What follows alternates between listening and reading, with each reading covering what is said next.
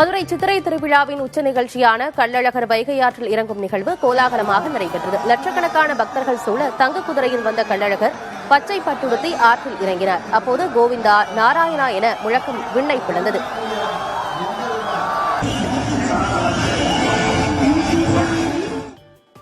Operation சிந்தூரில் 100க்கும் மேற்பட்ட பயங்கரவாதிகள் கொல்லப்பட்டதாக லெப்டினன்ட் ஜெனரல் ராஜீவ் காய் தெரிவித்துள்ளார்.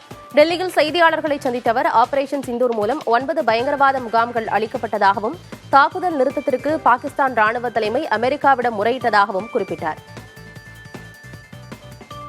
பாகிஸ்தான் மீண்டும் தாக்கினால் நாம் என்ன செய்வோம் என்பது அவர்களுக்கு தெரியும் என்று லெப்டினன்ட் ஜெனரல் ராஜீவ் காய் தெரிவித்தார்.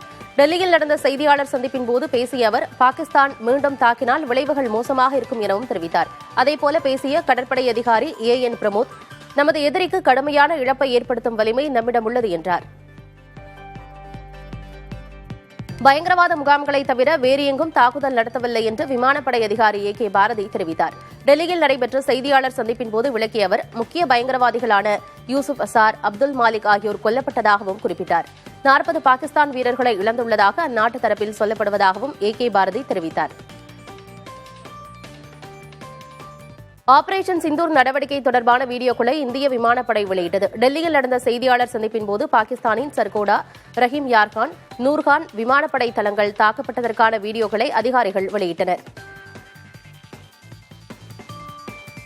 ஆபரேஷன் சிந்தூர் நடவடிக்கை இன்னும் தொடர்வதாக இந்திய விமானப்படை அதன் எக்ஸ் வலைதள பக்கத்தில் பதிவிட்டுள்ளது.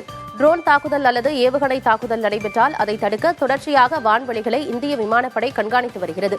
இவைகளோடு கடற்படையும் தொடர் ரோந்து மற்றும் கண்காணிப்பு பணிகளில் ஈடுபட்டுள்ளதாக அதிகாரிகள் தெரிவித்தனர். பாகிஸ்தான் பயங்கரவாதம் குறித்த ஆதாரங்களுடன் ஐநாவில் முறையிட இந்தியா முடிவு செய்துள்ளதாக தகவல் வெளியாகியுள்ளது. ஐநா பாதுகாப்பு கவுன்சில் தீர்மான கூட்டம் அடுத்த வாரம் நடைபெறவுள்ளது. இதில் பயங்கரவாத அமைப்புகளுக்கும் பாகிஸ்தான் அரசுக்கும் இருக்கும் நேரடி தொடர்பு குறித்து புதிய ஆதாரங்களுடன் இந்திய குழு புகாரளிக்க உள்ளதாக கூறப்படுகிறது. சனிக்கிழமையன்று பாகிஸ்தான் நடத்திய தாக்குதலில் காயமடைந்த எல்லை பாதுகாப்பு படை வீரர் தீபக் வீரமரணமடைந்தார். ஜம்மு காஷ்மீரின் ஆர்எஸ்புரா பகுதியில் பாகிஸ்தான் படைகள் நடத்திய தாக்குதலில் எல்லை பாதுகாப்பு படையைச் சேர்ந்த 8 வீரர்கள் காயமடைந்தனர். இவர்களில் தீவிர சிகிச்சை பெற்று வந்த தீபக் சிகிச்சை பலனளிக்காமல் வீரமரணமடைந்தார். காஷ்மீர் விவகாரத்தில் தீர்வு காண இந்தியா மற்றும் பாகிஸ்தானுடன் இணைந்து செயல்பட தயார் என அமெரிக்க அதிபர் டிரம்ப் தெரிவித்துள்ளார். மோதலை நிறுத்த வேண்டிய நேரம் இது என புரிந்து கொள்ளக்கூடிய ஞானத்தை கொண்ட இந்தியா மற்றும் பாகிஸ்தானின் சக்தி வாய்ந்த தலைமையை எண்ணி பெருமைப்படுவதாகவும் அதிபர் டிரம்ப் கூறியுள்ளார். இந்தியா மற்றும் பாகிஸ்தானுடனான வர்த்தகத்தை அதிகரிக்கப் போவதாகவும் டிரம்ப் தெரிவித்தார். காஷ்மீர் பிரச்சினையில் மத்தியஸ்தம் செய்ய தயார் என அமெரிக்க அதிபர் டிரம்ப் அறிவித்ததற்கு எதிர்க்கட்சிகள் கடும் கண்டனம் தெரிவித்துள்ளன. காங்கிரஸ் பொதுச் செயலாளர் ஜெய்ராம் ரமேஷ் வெளியிட்ட பதிவில் இரு நாடுகளிடையே 3ஆம் தரப்பு மத்தியஸ்தம் செய்ய நாம் கதவுகளை திறந்துள்ளோமோ என வினவியுள்ளார். 1971ஆம் ஆண்டு போர் தொடர்பாக அமெரிக்க அதிபருக்கு அப்போதைய பிரதமர் இந்திரா காந்தி எழுதிய கடிதம் ஒன்றையும் வெளியிட்டுள்ளார். பாகிஸ்தானுடனான இந்தியாவின் சண்டை நிறுத்த ஏற்பாட்டை அமெரிக்க அதிபர் டிரம்ப் அறிவித்த நிலையில் முன்னாள் பிரதமர் இந்திரா காந்தியின் பழைய வீடியோ சமூக ஊடகங்களில் வேகமாக பரவி வருகிறது. பாகிஸ்தான் விவகாரத்தில் உதவி என்ற பெயரில் கூட எந்த ஒரு நாட்டின் தலையீட்டையும் அனுமதிக்க மாட்டோம் என்று 1971இல் அமெரிக்காவில் பேசிய வீடியோவை பலரும் பகிர்ந்து அயன் லேடி என புகழாரம் சூட்டியுள்ளனர். பாகிஸ்தான் தாக்கினால் பதில் தாக்குதல் நடத்தப்படும் என அமெரிக்க துணை அதிபர் JD வான்ஸிடம் பிரதமர் நரேந்திர மோடி தெரிவித்ததாக தகவல் வெளியாகியுள்ளது. காஷ்மீர் விவகாரத்தில் யாரும் மத்தியஸ்தம் செய்வதை இந்தியா விரும்பவில்லை என பிரதமர் மோடி கூறியதாகவும் தகவல் வெளியாகியுள்ளது. சண்டை நிறுத்தம் அமலுக்கு வந்த நிலையில் டெல்லியில் பிரதமர் நரேந்திர மோடி தலைமையில் மீண்டும் உயர்மட்ட ஆலோசனை நடைபெற்றது. பாதுகாப்புத்துறை அமைச்சர் ராஜ்நாத் சிங், வெளியுறவுத்துறை அமைச்சர் ஜெய்சங்கர் மற்றும் தேசிய பாதுகாப்பு செயலர் அஜித் தோவல் ஆகியோரோடு முப்படைகளின் தளபதிகள் இந்த ஆலோசனையில் பங்கேற்றனர். அப்போது எல்லையில் நிலவும் சூழல் குறித்து பிரதமர் மோடிக்கு தெரிவிக்கப்பட்டது. அகில இந்திய அளவில் நீட் தேர்வில் அதிக மதிப்பெண்களை பெற்றுத் தருவதாக கூறி பண மோசடி செய்த கும்பலை குஜராத்தின் ராஜ்கோட் குற்றப்பிரிவு காவல்துறையினர் கைது செய்தனர். மகாராஷ்டிரா, டெல்லி, பீகார், குஜராத் உள்ளிட்ட மாநிலங்களைச் சேர்ந்த மாணவர்களிடம் நீட்டில் அதிக மதிப்பெண் பெற்றுத் தருவதாக கூறி 15 லட்சம் ரூபாய் முதல் 20 லட்சம் ரூபாய் வரை பெற்று மோசடி செய்திருப்பது கண்டுபிடிக்கப்பட்டுள்ளது. கூட்டணியை நான் பார்த்துக் கொள்கிறேன், யாரும் கவலைப்பட வேண்டாம் என பாமக நிறுவனர் ராமதாஸ் தெரிவித்துள்ளார். சித்திரை முழுநிலவு மாநாட்டில் பேசிய அவர் உழைக்காமல் கட்சியில் இருப்பவர்கள் நீக்கப்படுவர் என்றும் எச்சரிக்கை விடுத்தார். நல்ல கல்வி, வேலைவாய்ப்பு கிடைப்பதற்கு இளைஞர்கள் தன் பின்னால் வர வேண்டும் என பாமக தலைவர் அன்புமணி ராமதாஸ் தெரிவித்துள்ளார். சித்திரை முழுநிலவு மாநாட்டில் பேசிய அவர், தமிழகத்தில் ஒடுக்கப்பட்ட பின்தங்கிய நிலையில் இருக்கும் அனைத்து சமுதாயங்களையும் முன்னேற்ற தமிழக அரசு சிறப்பு திட்டங்களை கொண்டுவர வேண்டும் என வலியுறுத்தினார். திருப்பூர், ஈரோட்டை தொடர்ந்து சேலத்திலும் வீட்டில் இருந்த முதிய தம்பதி கொலை செய்யப்பட்ட சம்பவம் அதிர்ச்சியை ஏற்படுத்தியுள்ளது. ஜாகிர் அம்மாபாளையம் பகுதியில் மளிகை கடை நடத்தி வந்த பாஸ்கரன் மற்றும் அவரது மனைவி வித்யா ஆகியோர் கொலை செய்யப்பட்டுள்ளனர். 18 சவரன் நகை கொள்ளையடிக்கப்பட்டதாக கூறப்படும் நிலையில் நகைக்காக கொலையா அல்லது வேறு காரணமா என விசாரணை மேற்கொள்ளப்பட்டுள்ளது. சகாயம் IAS-க்கு வேண்டிய பாதுகாப்பை அரசு அளிக்கும் என கனிமவளத்துறை அமைச்சர் ரகுபதி தெரிவித்துள்ளார். புதுக்கோட்டையில் செய்தியாளர்களிடம் பேசிய அவர், சகாயம் IAS தனக்கு பாதுகாப்பு இல்லை என்று கூறியுள்ள நிலையில் அவர் காணொலி காட்சி மூலம் கூட ஆஜராகலாம் என்றார். அவருக்கு வேண்டிய பாதுகாப்பை தமிழக அரசு உறுதி செய்யும் எனவும் அமைச்சர் ரகுபதி தெரிவித்தார். மாதாந்திர பூஜைக்கான நடை திறப்பை முன்னிட்டு சபரிமலையில் பக்தர்கள் தரிசனத்திற்கான ஆன்லைன் முன்பதிவு தொடங்கப்பட்டது.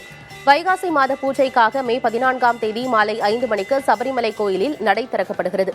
இதைத் தொடர்ந்து பக்தர்கள் தரிசனத்திற்காக அனுமதிக்கப்படுவார்கள். விழுப்புரத்தில் மிஸ் திருநங்கை அழகி போட்டி நிகழ்ச்சியில் பங்கேற்ற நடிகர் விஷால் மேடையிலேயே மயக்கம் போட்டு விழுந்ததால் பரபரப்பு ஏற்பட்டது. நிகழ்ச்சியில் கலந்து கொண்ட நடிகர் விஷால் பேசி முடித்துவிட்டு புறப்படும் போது மேடையிலேயே மயக்கமடைந்தார். இதையடுத்து அவரை அங்கிருந்து பாதுகாப்பாக அழைத்துச் சென்றனர். கதையின் நாயகனாக நடிப்பதில் உறுதியாக இருப்பதாக நடிகர் சூரி தெரிவித்துள்ளார். நகைச்சுவை வேடங்கள் மூலம் புகழ் பெற்ற சூரி வெற்றிமாறனின் விடுதலை மூலமாக கதாநாயகனாக நடிக்க தொடங்கினார். இந்நிலையில் மக்கள் மத்தியில் ஆழமாக கொண்டு செல்லும் கதாபாத்திரங்களில் மட்டுமே நடிக்க இயலும் என சூரி தெரிவித்துள்ளார். நில அபகரிப்பு தொடர்பான வழக்கில் அதிமுக முன்னாள் அமைச்சர் MR விஜயபாஸ்கர் விசாரணைக்கு ஆஜராகும்படி வருமான வரி புலனாய்வு பிரிவு சம்மன் அனுப்பியுள்ளது. கரூரில் 100 கோடி ரூபாய் மதிப்புள்ள நிலத்தை MR விஜயபாஸ்கர் அபகரித்ததாக வழக்கு பதிவு செய்யப்பட்டு விசாரணை நடைபெறுகிறது. இந்த வழக்கு தொடர்பாக வருமான வரி புலனாய்வு பிரிவு அதிகாரிகள் விசாரணை நடத்தி வரும் நிலையில் MR விஜயபாஸ்கர் நிலத்தின் உரிமையாளர்கள் பிரகாஷ் மற்றும் சோபனா ஆகியோர் வரும் 23ஆம் தேதி ஆஜராக சம்மன் அனுப்பப்பட்டுள்ளது. சென்னையில் பல்வேறு பகுதிகளிலும் நேற்று கனமழை பெய்தது. கோடை வெயில் வாட்டி வந்த நிலையில் பூந்தமல்லி, போரூர், ராமாபுரம், ஆலந்தூர், மீனம்பாக்கம், கிண்டி, பரங்கிமலை உள்ளிட்ட பகுதிகளில் மழை பெய்தது. சிறிது நேரம் குளிர்ச்சி நிலவியதால் சென்னை மக்கள் மகிழ்ச்சியடைந்தனர். சென்னை வளசரவாக்கம் சௌத்ரி நகரில் உள்ள வீட்டில் ஏற்பட்ட தீ விபத்தில் சிக்கி 2 உயிரிழந்தனர். கட்டுமான தொழிலில் ஈடுபட்டு வரும் ஸ்ரீராம் என்பவர் வீட்டில் மதியம் திடீரென தீப்பற்றியுள்ளது. இதில் ஸ்ரீராமின் தந்தையான வழக்கறிஞர் நடராஜன், தாய் தங்கம் இருவரும் பரிதாபமாக உயிரிழந்தனர். கடந்த 4 ஆண்டுகளில் தமிழ்நாட்டின் ஏற்றுமதி 2 மடங்கு உயர்ந்திருப்பதாக தமிழ்நாடு அரசு தெரிவித்துள்ளது. 2020-2021 ஏற்றுமதி $26 பில்லியன் இருந்த நிலையில் 2024-2025 அது $52 பில்லியன் உயர்ந்துள்ளது. கடந்த 4 ஆண்டுகளில் 897 புரிந்துணர்வு ஒப்பந்தங்கள் மேற்கொள்ளப்பட்டதாகவும் இதன் மூலம் 10 லட்சம் கோடி ரூபாய் மதிப்புக்கு முதலீடுகள் பெறப்பட்டதாகவும் தெரிவிக்கப்பட்டுள்ளது. கடந்த ஏப்ரல் மாதத்தில் இந்திய IT துறையின் பணியமர்த்தல் 16% உயர்ந்துள்ளதாக வேலைவாய்ப்பு தளமான பவுண்டட் தெரிவித்துள்ளது. ஏனைய இந்திய நகரங்களோடு ஒப்பிடுகையில் கோவையில் IT துறை பணியமர்த்தல் 40% உயர்ந்துள்ளதாகவும் தெரிவிக்கப்பட்டுள்ளது. பாகிஸ்தானின் ராணுவ தலைமையகம் அமைந்துள்ள ராவல்பிண்டியிலும் இந்திய படைகளின் கர்ஜனை கேட்டிருப்பதாக பாதுகாப்புத்துறை அமைச்சர் ராஜ்நாத் சிங் தெரிவித்துள்ளார். லக்னோவில் அமைக்கப்பட்ட பிரம்மோஸ் ஏவுகணையின் உற்பத்தி மற்றும் சோதனை மையத்தை அவர் காணொலி வாயிலாக திறந்து வைத்தார். அப்போது பேசிய அவர், பல பெண்களின் குங்குமத்தை அளித்த பயங்கரவாதிகளை இந்திய ராணுவம் தண்டித்துள்ளதாக குறிப்பிட்டார். ஆபரேஷன் சிந்தூரில் அனைவரும் பிரம்மோஸ் ஏவுகணையின் வலிமை குறித்து சிறிய அளவில் பார்த்ததாக உத்தரப்பிரதேச முதல்வர் யோகி ஆதித்யநாத் கூறினார். லக்னோவில் நடந்த நிகழ்ச்சியில் பேசிய அவர், பிரம்மோஸ் ஏவுகணையின் வலிமை குறித்து பாகிஸ்தானிடம் கேளுங்கள் என்றார். இதன் மூலம் ஆபரேஷன் சிந்தூரில் பிரம்மோஸ் ஏவுகணை பயன்படுத்தப்பட்டது உறுதியாகியுள்ளது. ராணுவ தேவைகளுக்காக ராஜஸ்தானுக்கு கூடுதல் நீரை திறக்க பஞ்சாப் அரசு முடிவு செய்துள்ளது. ராஜஸ்தான் எல்லையில் உள்ள இந்திய ராணுவத்திற்கு கூடுதல் நீர் தேவைப்படுவதால் பஞ்சாபிற்கான ஒதுக்கீட்டிலிருந்து ராஜஸ்தான் அரசு நீர் கோரியுள்ளது. இதனை ஏற்று நீர் திறந்துவிட பஞ்சாப் அரசு முடிவு செய்துள்ளது. பாகிஸ்தானுக்குள் நுழைந்து பயங்கரவாதிகளை துவம்சம் செய்த இந்திய ராணுவத்திற்கு பாராட்டுகளை தெரிவித்துக் கொள்வதாக நடிகர் ரஜினிகாந்த் தெரிவித்துள்ளார். சென்னை விமான நிலையத்தில் செய்தியாளர்களை சந்தித்த அவர், பாகிஸ்தானுடனான சண்டையை திறமையாக கையாள்வதாக மத்திய அரசுக்கும் பிரதமர் மோடிக்கும் புகழாரம் சூட்டினார்.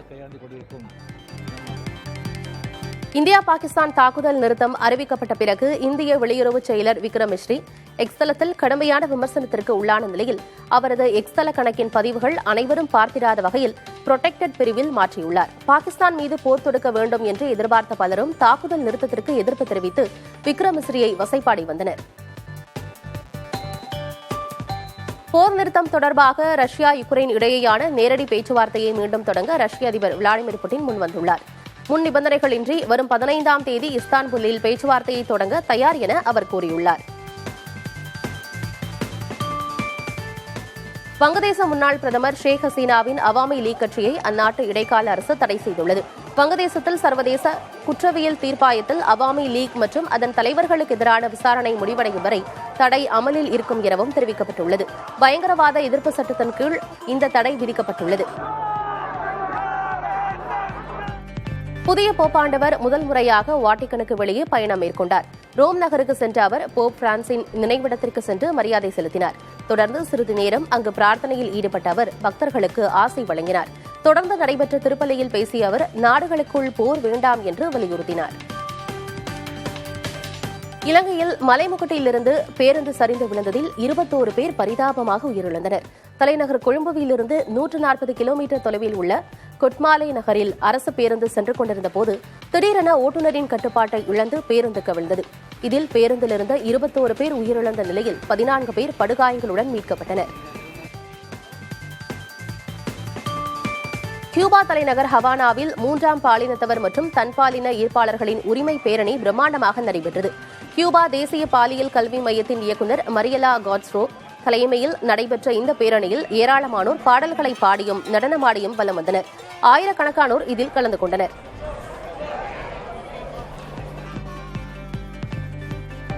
நீதிமன்ற காவலில் இருக்கும் பாகிஸ்தான் முன்னாள் பிரதமர் இம்ரான்கான் உயிரிழந்ததாக தகவல் பரவிய நிலையில் அது போலியான செய்தி என்று பாகிஸ்தான் அரசு விளக்கம் கொடுத்துள்ளது. இது தொடர்பாக பாகிஸ்தான் அரசின் உண்மை கண்டறியும் குழு வெளியிட்டிருக்கும் எக்ஸ் தள பதிவில் போலி செய்திகளை பரப்புவது சட்டவிரோதமானது என்று குறிப்பிட்டுள்ளது. இந்திய டெஸ்ட் அணியின் கேப்டனாக சுப்மன் கில்லும் துணை கேப்டனாக ரிஷப் பந்தும் நியமிக்கப்பட உள்ளதாக தகவல் வெளியாகியுள்ளது. இது தொடர்பாக ஏற்கனவே சுப்மன் கில் இந்திய அணி பயிற்சியாளர் கம்பீரையும் தேர்வுக்குழு தலைவர் அஜித் அகர்கரையும் சந்தித்து ஆலோசித்ததாகவும் வரும் 23 அல்லது 24ஆம் தேதியில் அதிகாரப்பூர்வ அறிவிப்பு வெளியாகும் எனவும் தகவல்கள் தெரிவிக்கின்றன. PSL தொடரை அமீரகத்தில் நடத்த வேண்டும் என்ற பாகிஸ்தானின் கோரிக்கை நிராகரிக்கப்பட்டதாக தகவல் வெளியாகியுள்ளது. PSL தொடரின் எஞ்சிய போட்டிகளை ஐக்கிய அரபு அமீரகத்தில் நடத்த பாகிஸ்தான் கிரிக்கெட் வாரியம் திட்டமிட்டு அதற்கான கோரிக்கையை வைத்ததாக கூறப்படுகிறது. ஆனால் பாகிஸ்தான் கிரிக்கெட் வாரியத்தின் கோரிக்கையை அமீரக கிரிக்கெட் வாரியம் நிராகரித்திருப்பதாக கூறப்படுகிறது. இலங்கையில் நடைபெற்ற மகளிர் முத்தரப்பு ஒருநாள் கிரிக்கெட் தொடரில் இந்திய அணி வெற்றி பெற்று சாம்பியனாக மகுடம் சூடியது. இலங்கைக்கு எதிரான போட்டியில் இந்திய அணி 50 ஓவர்களில் 7 விக்கெட்டுகள் இழப்பிற்கு 342 ரன்களை எடுத்தது. தொடக்க ஆட்டக்காரர் ஸ்மிருதி மந்தனா 116 ரன்கள் எடுத்தார். தொடர்ந்து களமிறங்கிய இலங்கை அணி 245 ரன்கள் மட்டுமே எடுத்து 97 ரன்கள் வித்தியாசத்தில் தோல்வியை சந்தித்தது. ரஜினி, கமல் இருவரையும் வைத்து தான் ஒரு திரைப்படத்தை இயக்குவது கிட்டத்தட்ட உறுதி செய்யப்பட்டிருந்த நிலையில் கொரோனா பெருந்தொற்று காரணமாக அந்த திட்டம் கைவிடப்பட்டதாக இயக்குநர் லோகேஷ் கனகராஜ் கூறியுள்ளார். கமல்ஹாசனின் தயாரிப்பில் ரஜினியை நாயகனாக வைத்து ஒரு கேங்ஸ்டர் திரைப்படத்தை தான் இயக்கவிருந்ததாக லோகேஷ் கனகராஜ் கூறியுள்ளார்.